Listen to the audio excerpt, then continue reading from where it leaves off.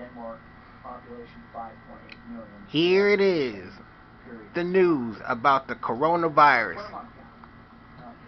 That's right. The news about the coronavirus. In the past 2 weeks, Clermont County has had 130 new cases, which is 24% of their total cases since the beginning of the pandemic. Additionally, outpatient visits have tripled during the past 3 weeks. To put in perspective, Clermont County, with 197,000 residents, has had more cases during the past 2 weeks than the entire country of Finland, population 5.5. Almost all of the new cases have occurred outside of congregate settings, indicating significant community spread in Clermont County. Up to Cuyahoga County, still a critical stage. They are averaging 179 new cases per day, an increase of 49 additional cases per day since June 23rd.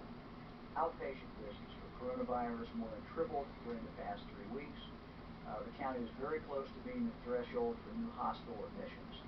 Some new cases are being driven by out-of-town travel and recreational activities.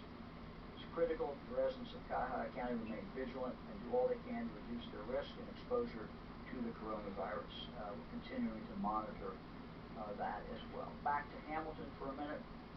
Again, it remains red. Local health officials have said that number may be plateauing. Here it is. Close to plateauing. The news about the coronavirus. Number of cases. That's right. In the county. The news about the coronavirus. The previous week, the county registered more than 1,400 new cases. The number of people seeking medical care has increased 2.5 times during the past 3 weeks. And 3/4 of new cases are outside congregate settings, including an outbreak at a high school, multiple workplaces, and restaurants. So those are the counties, as we said, that are red. The order will be that at 6 o'clock tomorrow night, as we've done in the past, those counties will have a mandatory mask order. That will mean that approximately 60%, as of 6 o'clock tomorrow night, approximately 60% of the population of the state of Ohio will be living under a mask order. I also want to do a shout out for Walmart and Kroger, and there may be more I may have missed, but just in the last day they have all required masks to be worn. We talked about masks a lot, but as I said last night, the jury's in, the verdict by everyone really who has looked at this in the medical community and the health community overwhelmingly, that masks do make a difference. I am cautiously optimistic what we've seen, particularly out of Hamilton County. That is moving, and it's moving in the right direction. And so my message to my friends who are in the yellow counties or orange counties, please wear those masks. We're not putting an order on yet, but this is how you can keep it where you are, or maybe even go to a lower degree of spread. It looks like it is working in Hamilton County. It's still early, but we're making progress. So this is the right thing to do. We've got to slow this thing down. Let me make one more comment. There will be liquor control hearings on August 3rd, 4th, 5th, 6th, and 7th. The Ohio Investigative Unit is a unit that normally focuses on liquor violations in the bars across the state of Ohio. They're a part of public safety. They are also, of course, now enforcing the rules regarding social distancing and mask wearing in these establishments. So we had a conversation today, as I said, with the Departments of Health. Also had a conversation with the Ohio Investigative Unit team. And so they will be following up, continuing to do their work, focusing on bars. Let me just say, most bar owners are doing a good job, but we do have bar owners out there who are not doing a good job. And so we've asked the health department to pinpoint those and that will be work that's going to continue to be done by the Ohio Investigative Unit. We'll now open up for questions. Governor Marty Slayton, Ohio Capital Journal. First of all, I want to thank you for taking the time to talk to us in the press. I know you don't have a lot of it, but this is important. You said that you're not going to enforce your mask orders, saying instead that the intent is to get people to comply voluntarily. By that logic, why should I be arrested if I slam a six-pack and drive down I-70? Well, I don't think we quite said that we're not going to enforce it. What we said is we're not looking to lock a lot of people up. That's not the idea. The law can be a teacher. We have seen that, for example, in some of our counties today where the mask order has fundamentally changed people's behavior. I think that without an order from me, people are beginning, I think, to understand the gravity of the situation. I think they're seeing the importance of wearing a mask. We are enforcing this, and as I just talked about, our investigative unit will be out again this weekend. They'll have additional people. They will be going into bars and making sure that the bar is complying with this social distancing. And again, I think it is a change in culture that we're looking for. We are not at people historically that wear masks. That's just not what we do. But we all are adjusting now to the new world that we live in. And the new world is that if we're going to make it, if we're going to continue to have businesses open, if we're going to continue to be able to do some of the things that we want to do, wearing a mask out in public is very, very important. So the answer to your question is the law is a teacher. We're not saying that there won't be occasions of flagrant violation of this, that something might not happen. So again, we're asking people to do this. I think it's the same situation that you're finding in other states as well, and people are doing it. Thank you. The state now will be under by tomorrow night under that order. Governor DeWine, this is Laura Hancock with Cleveland.com. We've talked a lot about counties needing to work hard to head off becoming purple. You acknowledge that in Southwest Ohio that's been prevented. And I was just wondering what goes into place when a county becomes purple that would be different than when they're red. Besides the mask order, which they already have if they're red, what happens when you become purple? Why is that so bad? We have not tied anything to that, and I go back to what Dr. Thomas said, who was involved in putting this together. We have heard for some time from counties who have said to us, look, we're different. We're a rural county. We don't have as many COVID cases, etc. So what we decided to do is to really be able to inform people every week on Thursday, it looks like, and we're going to tell you where your county is. And as Dr. Thomas said, this is an early warning sign. This is like getting the weather report. This is saying, hey, there's a front moving. It's coming. You better take shelter, or you better start doing something. What's different about in the weather is that the weather we can't do anything about. We can take shelter, and that's about all we can do to impact the weather. In this case, we can do something with this information, not just take shelter, not just look outside and say, hey, it's going to rain in an hour. I won't go out and water my plants because they're going to get rained on anyway. But it's very different with this type of information. This type of information is usable. And what it really says to people is, this is where my county is. So I know that right now, around Ohio, there are people who have said, well, that can't be. They look to their spouse and they say, well, that can't be. Our county can't be red. Well, they are red.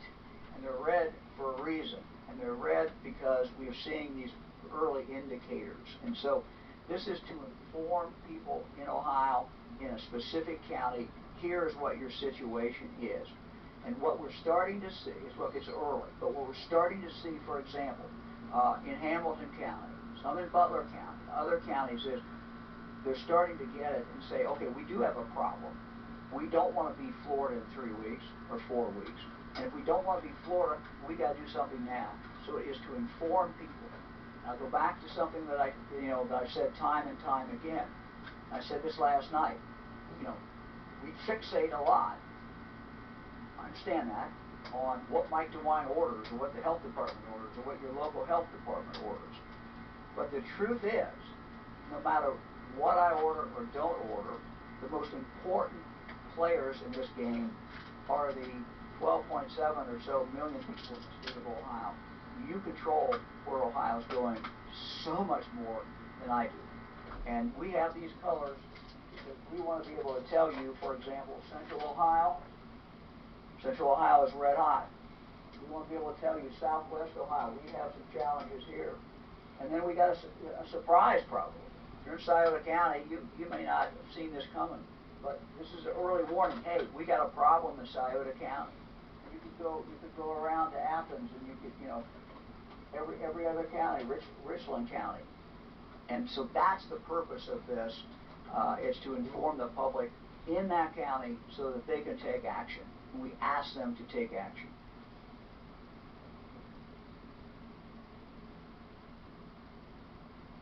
Hi, Governor. Andy Chow with Ohio Public Radio and Television State House News Bureau.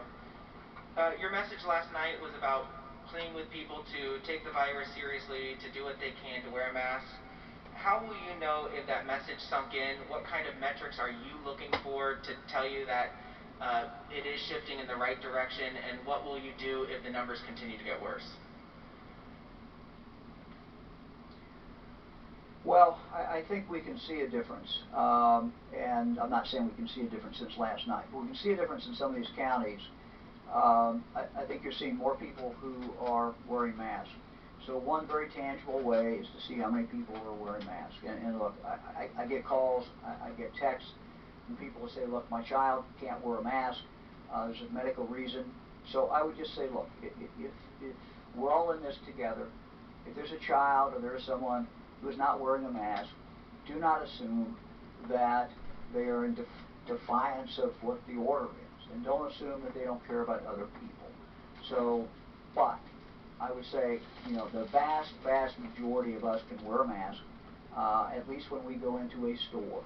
And that's really what we're asking people to do, is to make a minimal commitment, a minimal sacrifice, a short-term sacrifice for a long-term gain. And the long-term gain is kids will be back in school in the fall. Long-term gain could be our kids can play football, our kids can play basketball, whatever it is. Look, we don't know what the future is, but we can impact that future, certainly by what each one of us do. So that's really what we're looking for. We're looking for people and what they do every day. And again, when I see significant companies in the state of Ohio who are saying, you come into our retail establishment, you will wear a mask. Everybody's starting to get it. And again, you may have a small number of people who for some reason can't. God bless them if they can't wear a mask, that's fine. But the vast majority of people can wear a mask, and we're asking them to do it. And I think we're starting to see some certainly movement in that direction. What's the or else scenario of do this or else? What's going to happen if the numbers don't get better? Look, as I said last night, as governor of the state of Ohio, I will do what I have to do to protect the people of Ohio, and that's what I'm going to do. Now we're going to constantly look and see. I had a good conversation, for example, today on the phone. We had most of the health directors from all over the state, and just asking them, what are you seeing? What type of things are causing the problem? So these are the notes I wrote down. These are my notes.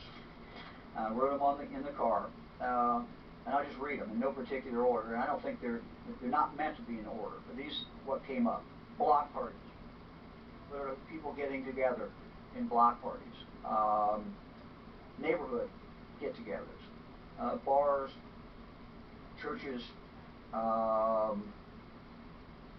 Mention, of course, about young people, and the data's clear. 20 to 29-year-olds, the numbers have gone up, dramatically. Travel, people coming back from traveling, and from hotspot states, restaurants. You know, these are just some of the things that I wrote down. John, I don't know if you had any more. You were on the same call I was, Yeah. but It was, look, it's as you listen to that list, and I heard, I was listening to the same call the governor was. What people are saying is that what we're hearing from health officials is just people's individual responsibility. In some cases, they're not living up to it in the sense that they are not following the rules that we all have encouraged people to follow of the distancing and not gathering together in large groups. And I get it. It's like you see your family like, well, this is my family, you know. They don't. Well, your members of your family, my family, anybody's family who hasn't been following the recommendations and exposing themselves can then turn quickly and expose 10 of their family members to it. And it's what people do. You know, you may say, I'm doing great 8 hours a day at work, there's a great working environment, but if just one of you in that group kind of deviated from that, went out, did something that maybe was a little more risky, contracted coronavirus, you're walking around asymptomatic, you're shaking hands, giving hugs, doing the things you've always done, that's a recipe for disaster, for the spread, and it can happen just like that, where one person gives it to 4 give it to 12, and it can spread pretty quickly. So it's just everybody in their personal lives making good decisions so that they don't put each other at risk. And that's what we were hearing from the health department officials today, that we just they were really on the governor about just share that message about people needing to do these things, and he does it every day. I don't know that the governor could implore people to do this more than he has. He does it every day, and the more we listen to his advice, the better off we're going to be in the long run. Andy, let me just answer the question this way, and one of the things that we're seeing, and this came up on this call, and that is people say, well, people's own home, and they have in the backyard or inside, obviously more dangerous, 75 people. And, you know, because we don't restrict what people do in their own home, people look at that and say, well, that's not part of the order, and I don't have to do it. And so what we're really asking people to think about is, don't think so much about what the order is, but rather think about, does this make any sense for my family? Does this make any sense for everybody else? And so to answer your question directly, I will do whatever it takes to keep people in Ohio safe. Hesitated before, I'm not going to hesitate again, but the better pathway obviously is if people look at these colors. If you're yellow, try to keep from going into orange, and if you're orange, try to keep going into red, and if you're red, do everything you can to push it back. So try to inform people with this. Hello, Governor. Kevin Landers, WBNS 10 TV. I'd like you just to clarify again what purple means. Does that mean a county could possibly shelter in place? Does that mean you would institute a quarantine for people who are leaving the state, for example, going to Florida? What exactly does that purple trigger? And then, you know, we have a state of 11.7 million people. We had 1,000 new cases today. That's not a large percentage of the population. Can you explain why that is such a concern? Why, which is such a concern, Kevin? I'm sorry. Well, you know, we have 1,000 cases, 11.7 million people. That's not a large percentage. Can you explain why that is such a concern? I talked about this last night, and I understand it doesn't look like a huge number, but you know, we are basically where Florida was a month ago. You know, Florida was at this level. If you look at positivity, if you look at number of cases, look at all kinds of different ways, and see where Florida is today. And so, look, we see these things coming. This system was designed. The color red was picked for a reason. It is a danger. We have challenges. It's a warning system. So what we've learned throughout this pandemic, And what, frankly, the scientists told me very early on, in February, they said, you have to move well before it looks like you have to move, because it goes out and multiplies out like this. So, for example, if you live in one of these counties, one of the yellow counties, now is the time to cut this thing off. It's so much easier to do it. So much easier to do it with if somebody comes down with it, tracing, a person's isolated for the period of time, anybody they've talked with or they come in real close contact with, and you just cut it off. You cut at the knees. And it's so much easier. When you get here, it's harder, and when you get here, it becomes much harder. So you've got to look down the road. Now, we are losing a lot of people every single day, and we not only have people who are dying, we have people who have long-term health issues.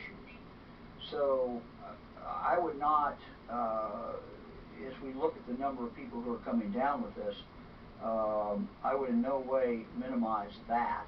But I would also say that the real concern is the future and how this bodes for the future and how this stuff multiplies. It just goes out like that.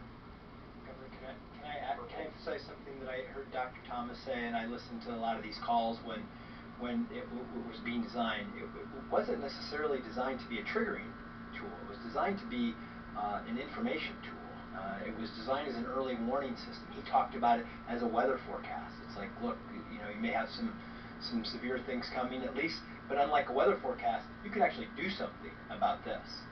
You can take the precautions individually and collectively to change your future. And that's what we want it to be. We want people to say, hey, this is happening. Maybe I ought not go do that family reunion or whatever it might be that we thought was a good idea a few weeks ago, because we're seeing a spread. And hey, there's a lot of 20 to 29-year-olds in this group. We know that they've been out doing a lot of things. They could be asymptomatic. Maybe we ought to rethink what we're going to do. That's what we hope people will use it for, to inform, making better personal decisions, taking more personal responsibility in the ownership of the solution. So, for example, if you're in Hamilton County today, you know more, a little bit more at least, than you knew this morning. And what you know is, hey, we're doing a little better. Maybe some of these things that we're doing and we're putting in place, and the mayor and the county commissioners and other people are urging us to do, maybe some of that's working a little bit. And you know that at least you've slowed that rate of increase down. That tells you something. And it tells you something if you're in Scioto County and you say, I didn't know that. I didn't know that this was bad. So again, these are indicators for people to be able to react to. The question, the next level, the fourth level, we have nothing tied to that at this point. Doesn't mean we might not in the future, but we have nothing tied to that at this point. Hello, my name is Susan Crosser with Hannah News Service, and I was just wondering, what's the National Guard, what's the status of their operations right now, and do you have any plans for once aid from them ends in certain areas like nursing homes? Will there be just any kind of support after them?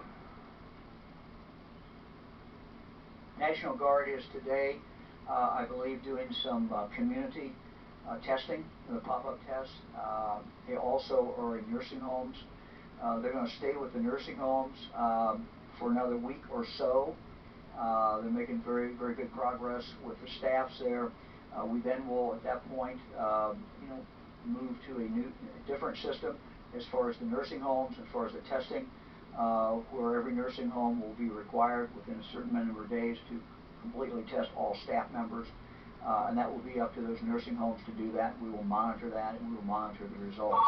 The Guard at that point will move more out into the communities.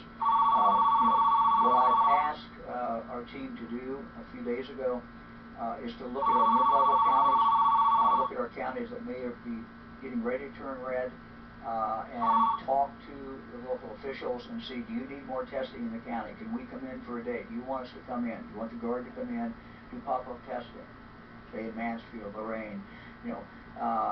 And so the scheduling of the Guard as we go forward is going to be a lot of it is going to be that community testing.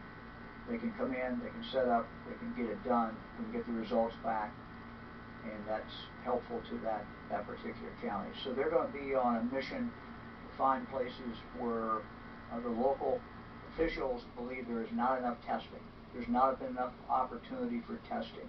And so again, if anyone's watching this today from a county and you don't not think that there's enough testing in your county, talk to your local health department. If they don't think there's enough testing, they will be in touch with us and we will come in with the National Guard. We are very, very happy to have the Guard moving forward. I just signed a letter to the President thanking the President for subsidy on the Guard, but also asking that be extended. So we would have more opportunity throughout the rest of the year to have the Guard out 5, 6, 7 days a week. Thank you.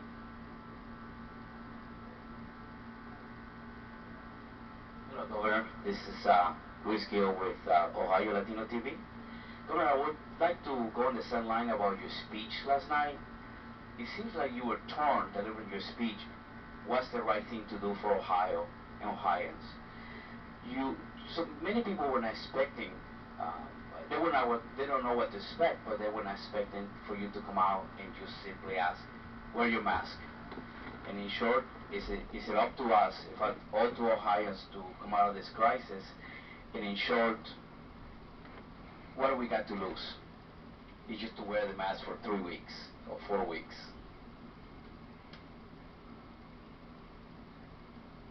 Well, I was torn. I guess anybody in this position is torn. You always wonder, you know, what are the things to say to people. But we scheduled that. It's the first time since I've been governor that I asked, you know, to have time that time of night. We normally do this 2 o'clock press conference, but I wanted to talk directly to the people of the state of Ohio and to lay out for them what was going on, what I was seeing every day, and frankly what my concerns are. I owe that to the people of Ohio. I owe it every day to tell them what we're seeing. But I want to do it in a more maybe cohesive environment or cohesive speech than I do sometimes when I'm here, because I wanted to tell them that every morning when I get up and turn on the news and I see what's going on in Florida or Texas or California, or Alabama, that's right, other states, the news about the my worst nightmare is coronavirus. that's coming to Ohio, and we have good evidence. When you looked at where those states were a month ago, basically it's where we are today. And we have trend lines. The look news at this about map, the how it's changed coronavirus. 3 times, you've seen it. We now That's have 60% right. of the population of the state The of news Ohio about the living under red, coronavirus. which means we have very specific problems, and it's moving up, moving clearly in the wrong direction. So it was, as a former prosecutor, I guess it was my argument to the jury, people of the state of Ohio or the jury, and to tell them these are the facts. These are the essential facts that we have. This is what we know today. This is what we have to do to get through this. And what is at stake is what the fall is going to look like, what the winter is look like, our future. Our future as a state is at stake. No one wants to see us shut down. No one wants to see business shut down again. No one wants to see us hunker down. But if we're going to avoid all those bad things, we have to take action. And we have it within our collective selves to change the outcome. We really, really do.